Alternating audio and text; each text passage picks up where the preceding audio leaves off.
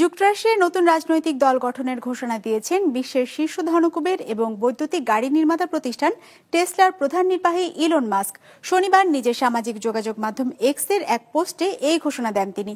Mask নিজের রাজনৈতিক দলের নাম দিয়েছেন আমেরিকা পার্টি। ডেস্ক রিপোর্টে বিস্তারিত। ওয়ালটন এখন দেশের সীমানা পেরিয়ে পৌঁছে গিয়েছে 50টিরও বেশি দেশে। ওয়ালটন, ঘরে ঘরে বিশ্বজুড়ে। Come on up here, Elon. Is the only reason we can now send American astronauts into space. বিশ্বের শীর্ষ ধনকুবের এবং বৈদ্যুতিক গাড়ি নির্মাতা প্রতিষ্ঠান টেসলার প্রধান নির্বাহী কর্মকর্তা ও স্পেস এক্সের প্রধান ইলন মাস্ক।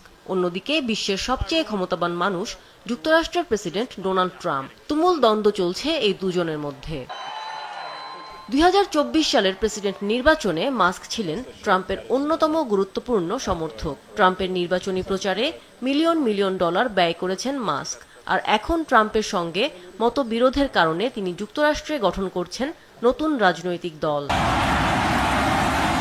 শনিবার নিজের মালিকানাধীন সামাজিক যোগাযোগ মাধ্যম এক্সে দেয়া এক পোস্টে মাস্ক জানান তার নতুন দলের নাম আমেরিকা পার্টি।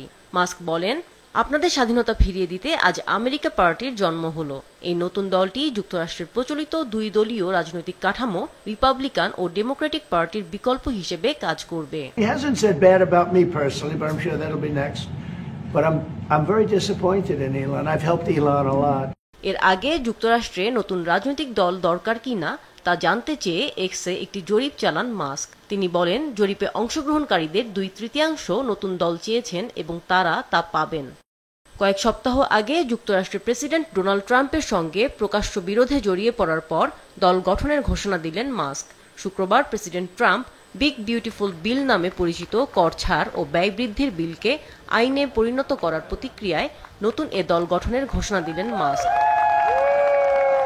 ট্রাম্পের প্রস্তাবিত এই বিলের কড়া সমালোচনা করে মাস্ক বলেছেন, বিলটি যুক্তরাষ্ট্রকে দেউলিয়া করে দেবে। এর আগে মাস্ক বলেছিলেন তিনি একটি রাজনৈতিক দল গঠন করবেন এবং ট্রাম্পের কর ছাড় ও ব্যয় বৃদ্ধি বিলের সমর্থন দেয়া আইন প্রণেতাদের পরবর্তী নির্বাচনে হারাতে অর্থ ব্যয় করবেন। আর এই সপ্তাহের শুরুতে কেন্দ্রীয় সরকারের কাছ থেকে মাস্কের কোম্পানিগুলো যে ভর্তুকি পায় তা বন্ধ করে দেওয়ার হুমকি দিয়েছিলেন ট্রাম্প। ট্রাম্পের সঙ্গে মাস্কের দ্বন্দ্বের জেরে টেসলার শেয়ারের দামেও বড় পতন ঘটেছে। ট্রাম্প দ্বিতীয় মেয়াদে প্রেসিডেন্ট নির্বাচিত হওয়ার পর টেসলার প্রতিটি শেয়ারের দাম $480 বেশি উঠেছিল, কিন্তু গত এপ্রিলে তা কমে অর্ধেকে নেমে আসে। সর্বশেষ গত সপ্তাহে শেয়ারটি লেনদেন হয়েছে $315.35। মাস্কের এই ঘোষণার পর মার্কিন প্রেসিডেন্ট ডোনাল্ড ট্রাম্প বা হোয়াইট হাউসের পক্ষ থেকে তাৎক্ষণিক কোনো প্রতিক্রিয়া আসেনি। তবে মাস্কের দল গঠনের ঘোষণার পর বিনিয়োগকারীদের অসন্তোষের লক্ষণ দেখা যেতে শুরু করেছে। বিনিয়োগ সংস্থা আজুরিয়া পার্টনার্স এরই মধ্যে টেসলা এক্সচেঞ্জ ট্রেডেড তহবিলের তালিকা স্থগিত করবে বলে জানিয়েছে প্রতিষ্ঠানটির প্রধান নির্বাহী কর্মকর্তা জেমস ফিশব্যাক। শুধু ইলন মাস্কই নন, রাজনীতিতে নাম লেখানোর আগে যুক্তরাষ্ট্রের প্রেসিডেন্ট ডোনাল্ড ট্রাম্পও ছিলেন পুরো দস্তুর ব্যবসায়ী। মার্কিন সমাজে ট্রাম্প ছিলেন ধনকুবের হিসেবে অনেক আগে থেকেই পরিচিত।